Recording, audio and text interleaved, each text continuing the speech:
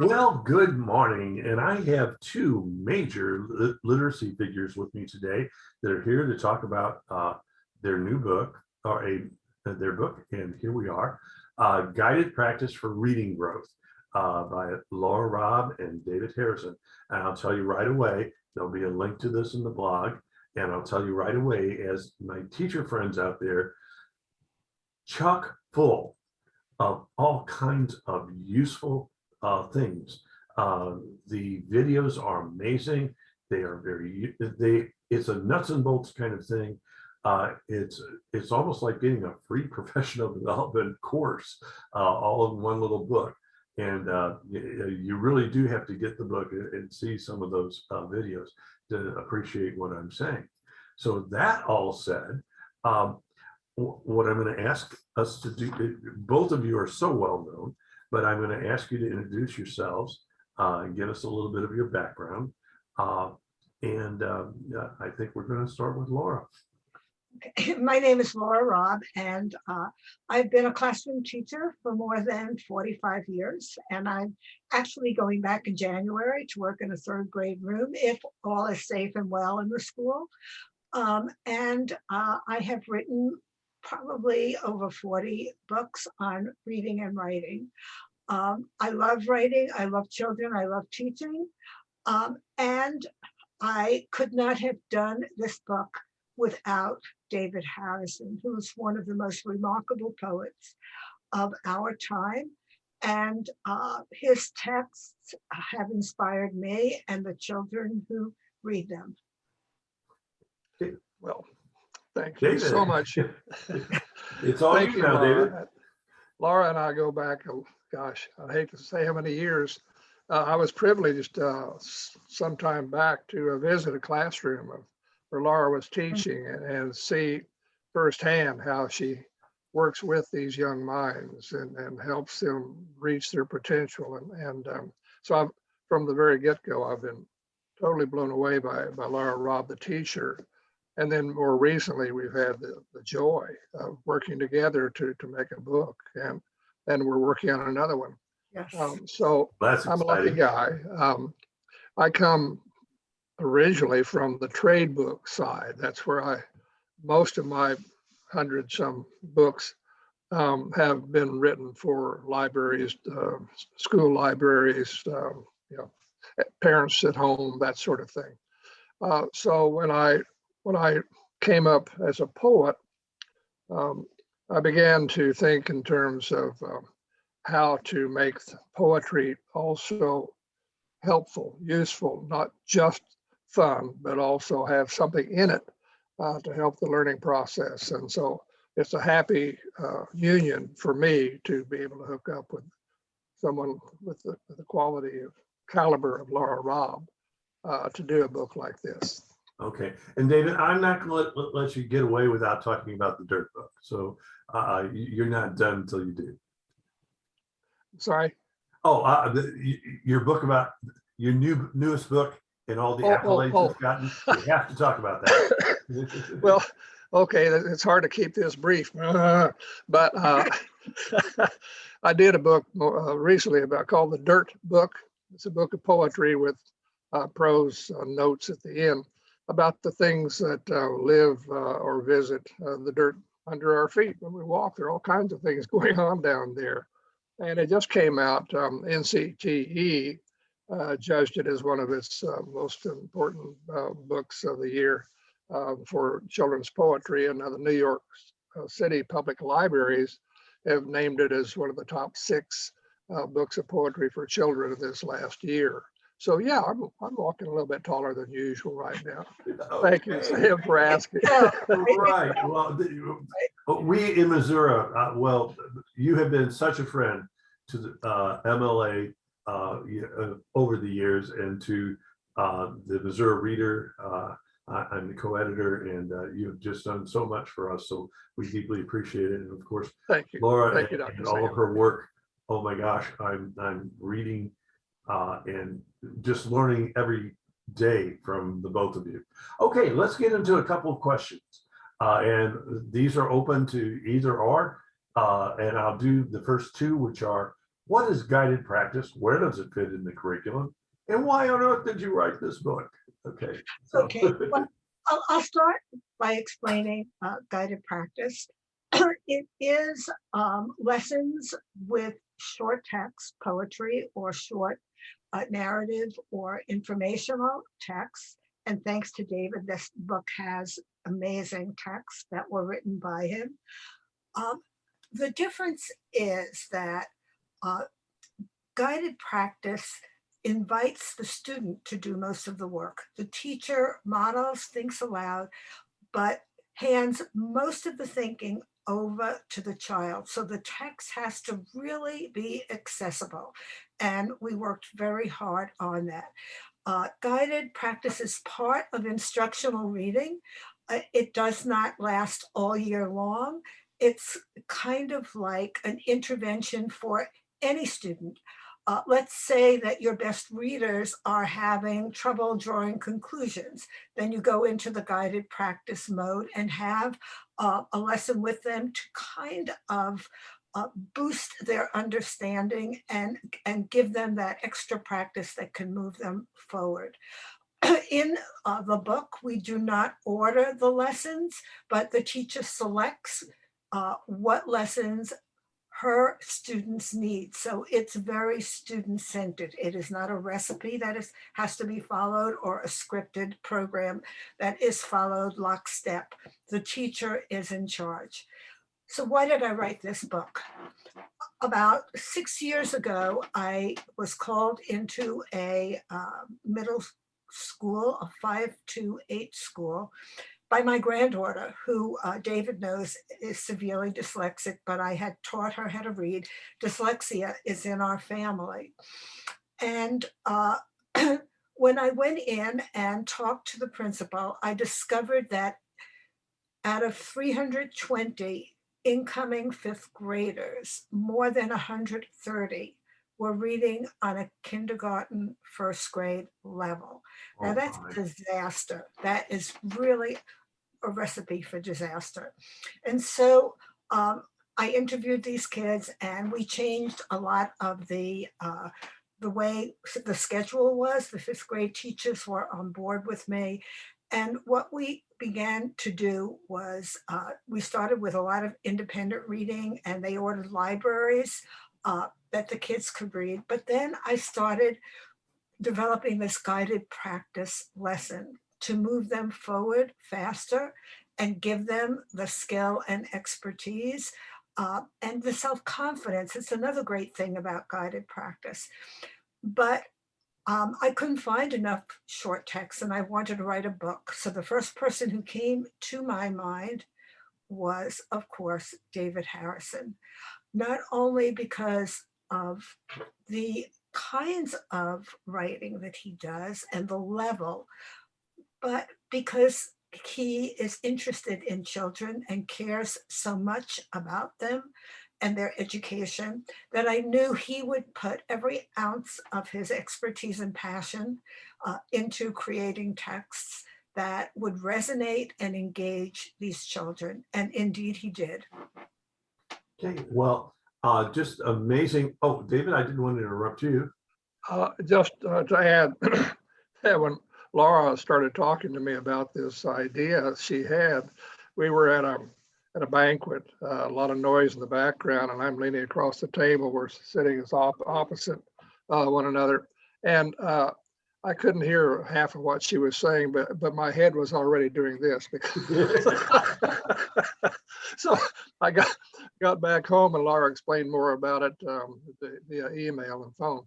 And I just fell in love with the idea.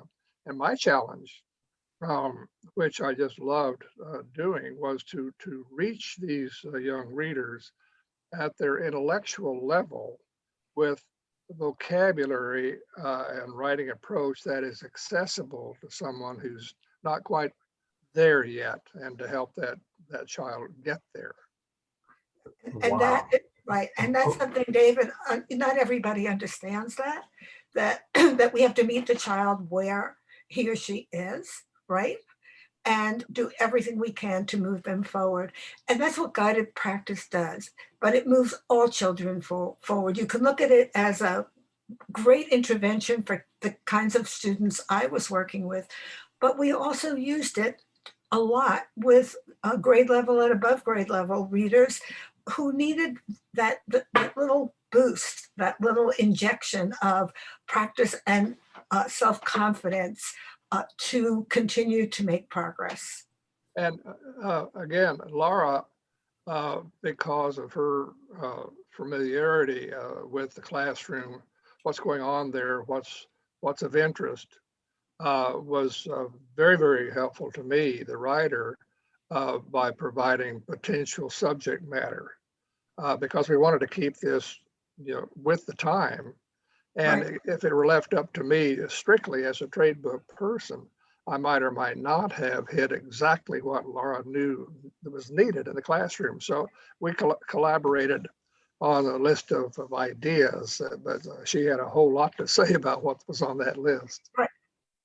Right, but I can't take full credit, David, because I surveyed all the fifth grade students, those who could read and those who were struggling that I was working with, and I surveyed their teachers. And out of that list, and I added a lot of things, and you added a lot of things, and out of that list, because it's nice for you, for the poet and writer, to have a lot so that he can choose what resonates with him. I didn't want to tie David down at all. I knew that if he wrote about what he really cared about, that would transfer to every child who read the text. Okay, I'll throw in a quick editorial here. In my workshop, reading and writing workshop experience, I've always found, and David knows that I'm an extreme friend of poetry, that poetry has the wonder of having all that deep meaning and things to unpack, but being very short. Right. And that really lends itself to exactly the kind of thing you guys were doing. And boy, couldn't have asked for a better person to do the writing. Okay, so the next question, why do you use the term developing reader? What's that all about? Okay. I have always kind of twinged a little when I hear struggling readers and even striving readers. The connotations for those words, for me at least, are negative. And and I think what those words do is they encourage teachers to look at the deficit model, what kids can't do, whereas I prefer the asset model, what kids can do. And so I came up with the word developing readers, and I use that term because all of us, even the three of us sitting here today, are developing readers whenever we are confronted with material where we don't have the vocabulary or background knowledge to comprehend and connect to what we know. So, so every child in that classroom, and it was an inclusion classroom that I was working in, every child was at some point a developing reader, as was myself. I am a developing reader too. And it's a much kinder way. And I think the term gives hope. You're developing, you're moving forward as quickly as we can help you. And so that's the term I always use with children reading below grade level. They are developing readers, and it's our responsibility to help them move forward. Oh, I agree with that. I turn to Jello when I try to read something of technology. Right. Not my generation, not my thing. Right. And I can read, but I can't comprehend what I'm reading. And so I understand fully what I you're agree, saying. David. That's one of my challenges. And the other is reading directions to put something complicated together. You know, I'll end up just throwing everything up in the air. You know, and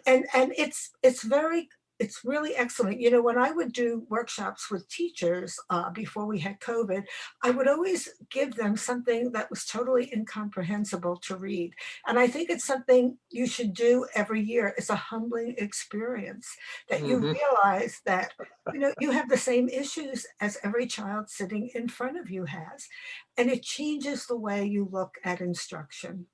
Yeah, plus you have to also remember that these kids who are sitting there slumped over a book go home and play computer games Right. with people around the world, and they can read like a whiz if it's something that they're familiar with. They've been there and done that, Right. and so they've got a full life, and we're just impacting them in a specific area that will help them grow for the Right. rest of their lives.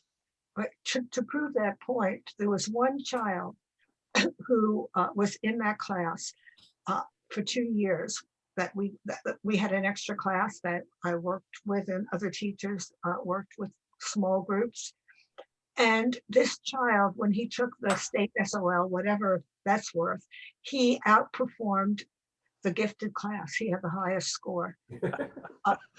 You love it. And a lot of these children are very bright, and it has nothing to do with their intelligence. Nope. Somewhere along the line, they did not break the code, and they learned a lot of good compensatory behaviors. They would tell me, we just want to fade into the woodwork. We don't want anyone to see us. So they're quiet, and they try to not be noticed, but they're not learning. Yeah. Okay. And that's I'm just so impressed. And I had a question that developed in my mind as how successful was this? And you've already answered that. So Yeah. it sounded like it had a big impact. And I do want my readers to notice, what grade are we talking about again? with 4 through 8. Okay, so we're talking about the older children, and obviously they took to David's poetry very well. So Right. And one of the things in the book, you'll see examples of how the children responded to David's text, because we have original work, notebook writing work of students in that book, so teachers can see for themselves. okay, and you've already covered some of the things I was going to ask about in terms of the topics for the poems and why poetry. So I think we've kind of covered that part of things. So I'm now going to go into and put a giant plug for your book on this part. The videos, oh my gosh, it just they are so useful and such a good thing for the teachers. So why are you building background knowledge with the videos? Why do you have students write in notebooks and teachers model their teacher's notebook? So what's that all about? Okay, well, it's interesting how I came to the videos. I have to be honest, I first started with a very traditional way of building background knowledge by reading aloud. But these developing readers were not great at listening, and they did not absorb as much as they needed to in order to read a poem on a topic that was pretty new to them. And we wanted that. We wanted to build their background knowledge. So I thought, well, what do they like to do? They like to go to the movies. They like to watch things. So I started searching for videos, and I found some extraordinary uh, videos on YouTube. And David was excited about it. Our editor Corwin was excited about it, and they had every lesson has a link. You just click on it to YouTube videos. That was the game changer. The kids loved it. They wanted to watch it more than once. And they were only 2 to 4 minutes. So it was much shorter than me reading aloud and trying to get information. And they started to build their vocabulary, and they just couldn't wait to read the poem or the short text after they watched the video. So to me, it's a great way. And I tell teachers now that they should do that. They should use video to build background knowledge and get kids excited about what's coming in a text. Oh, and what about the writing in notebooks and Okay. and the modeling with the teacher's notebook? Okay, well, first of all, I cannot stand worksheets, and everybody who knows me knows that I could take every notebook and workbook and recycle it. Notebooks are authentic. That's the way people write. They keep journals, they keep diaries. And so I wanted the children to have a reader's notebook to write in. But these are kids who were developing writers as well as developing readers. So a lot of them drew pictures and wrote about the pictures. I encouraged them to do that. But we were able to use their notebooks to see how they were progressing with reading, because writing about reading and the level that students do really reveals their level of comprehension as well as their ability to put ideas that are in their head on paper. Why a teacher's notebook? Because the teacher needs to keep a notebook to model and think aloud how the writing works. When you just tell a child who has practically no experience with writing about reading or even writing a story and just say write, you're not going to get anything because they have nothing, right, David? You know that with poetry and anything you're teaching. So the teacher has to keep a notebook and model. And then that notebook, when the kids are writing, I encourage the teachers to put that notebook under a dock camera so that they can see what the teacher did and refresh their memory of the lesson and help them with their writing. So it also acts as a student resource. And if I Oh, may yeah. just quickly, here's one of the little notebooks that I carry in my pocket most of the time. And I started a story the other day, well, yesterday. Here's the Right. beginning thoughts of a story that I was waiting for my wife getting a pedicure.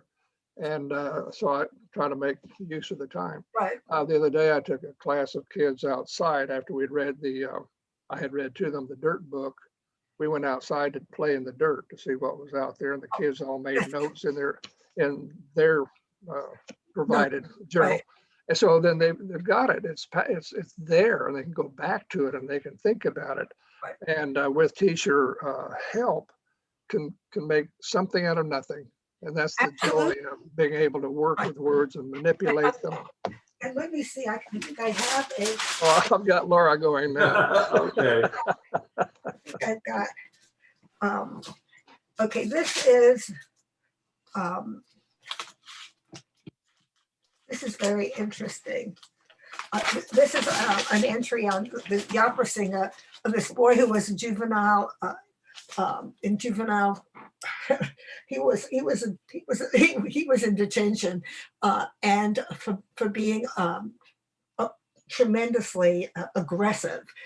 And one of his teachers found out that through his screaming that he could sing.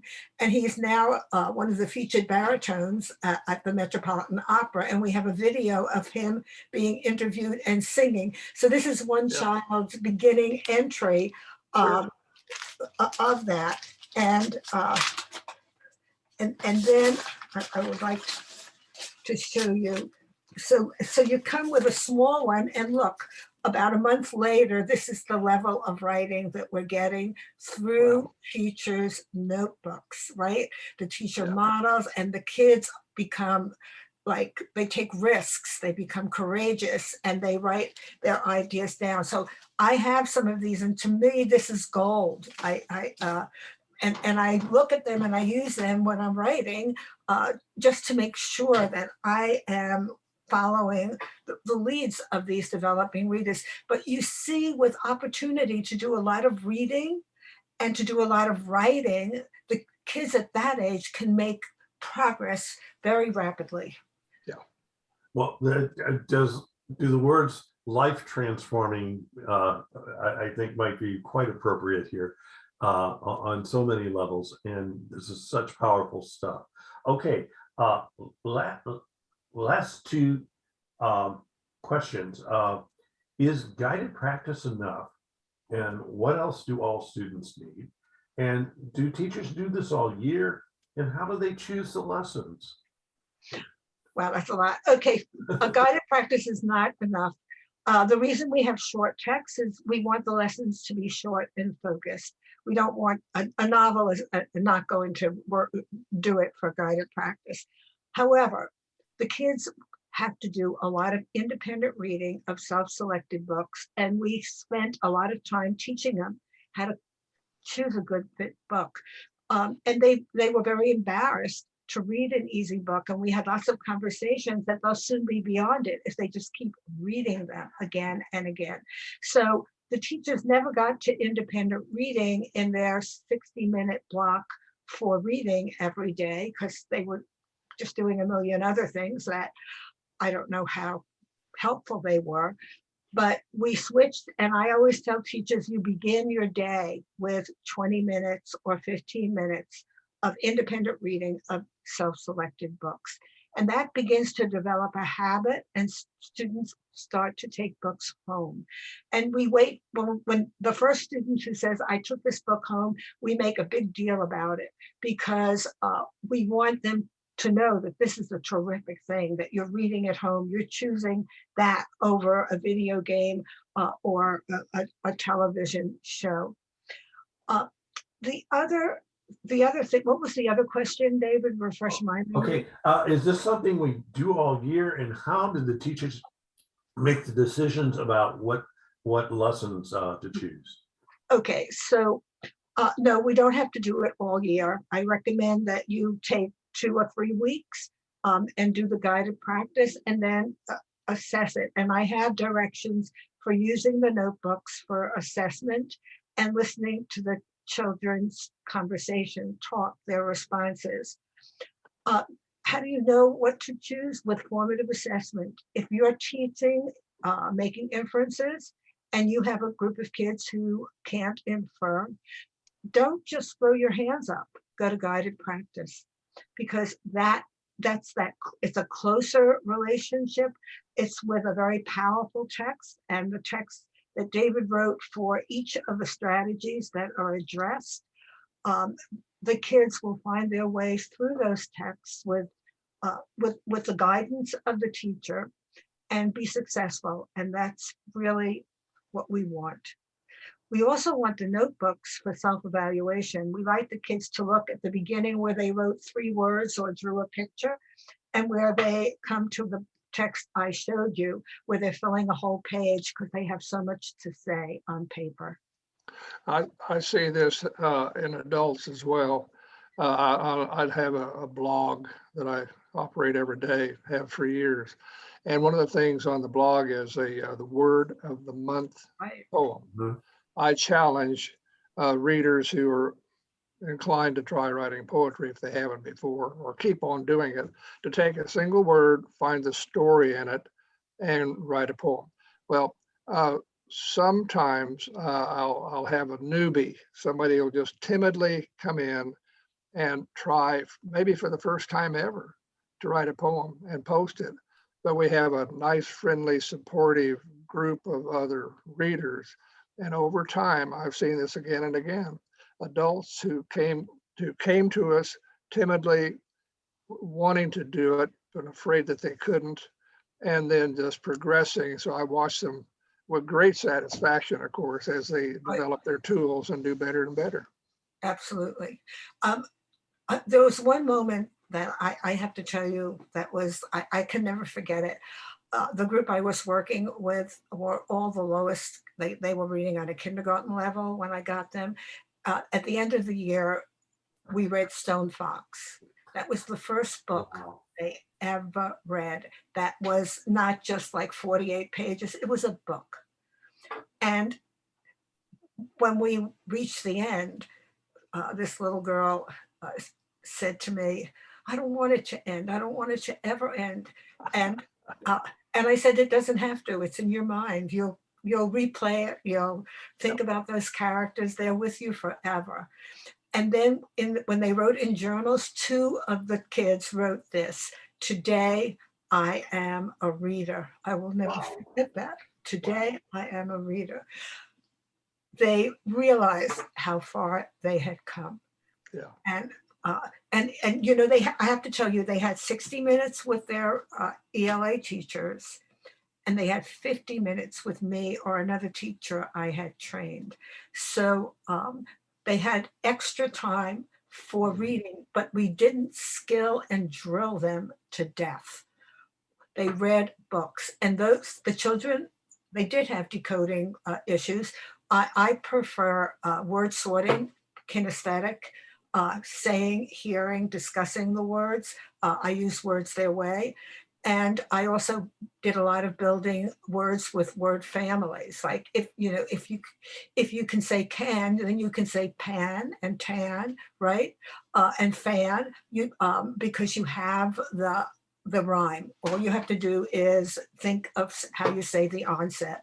So it was very exciting, and to see that kind of progress, and books and the short text that you wrote, David, made all the difference in the world.